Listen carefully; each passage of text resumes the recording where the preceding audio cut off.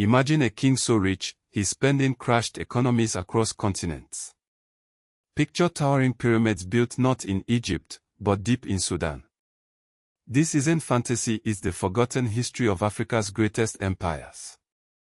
For over 3,000 years, these kingdoms dominated trade, waged epic battles, and pioneered innovations that shaped our world. Yet their stories were buried. Until now. Let's begin where it all started with the Black Pharaohs. In 747 BC, a Nubian king named Pi marched north with an army of archers and chariots.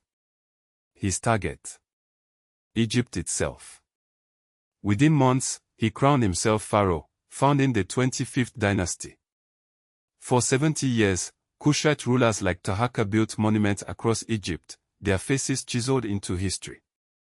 But how did a kingdom from modern Sudan conquer the superpower of its day? Gold. The Kush controlled mines that bankrolled their military might. Their capital, Meroe, became an iron-smelting hub, its furnaces lighting up the night sky. Meanwhile, on Africa's northern coast, another empire rose: Carthage. Founded by Phoenician traders in 814 BC, this maritime power dominated Mediterranean commerce. Their general Hannibal would later shock Rome by marching war elephants over the Alps. But Carthage's true genius lay in its harbor, a circular naval base hidden behind walls, capable of docking 220 warships. By 330 CE, while Europe languished in the Dark Ages, the kingdom of Aksum in Ethiopia minted its own gold coins, the first outside the Roman world.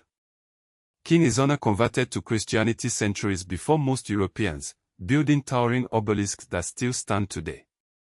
Aksum's traders brokered deals between Rome and India, their ships laden with ivory and spices. But West Africa held the ultimate prize: gold.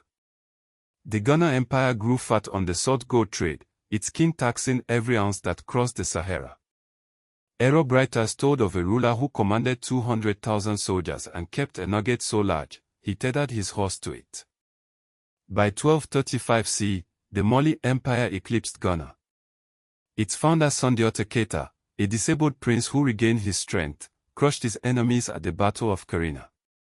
But Mali's fame peaked under Mansa Musa. In 1324, he embarked on a pilgrimage to Mecca with 12,000 servants and 60,000 pounds of gold. His spending in Cairo devalued gold for a decade. Medieval hyperinflation. Timbuktu, his empire's jewel, housed 400,000 manuscripts in libraries that rivaled Alexandria's. The Songhai Empire later seized this wealth, becoming Africa's largest state at 1.4 million square kilometers. Askia Muhammad built universities and standardized weights, while Sunni Ali conquered cities with a navy of war canoes. Yet in 1591, Moroccan gunpowder weapons shattered Songhai spears at Tondebai.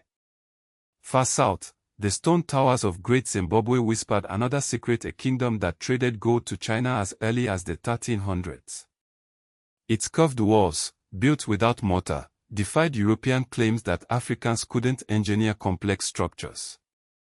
Today, echoes of these empires endure. Ethiopia's Solomonic dynasty traced roots to Aksum. Swahili, born on trade routes, links millions. And Sundiata's epic still inspires griots. These weren't isolated tribes, they were global players whose gold built cathedrals, whose ideas crossed oceans, and whose legacies demand remembrance.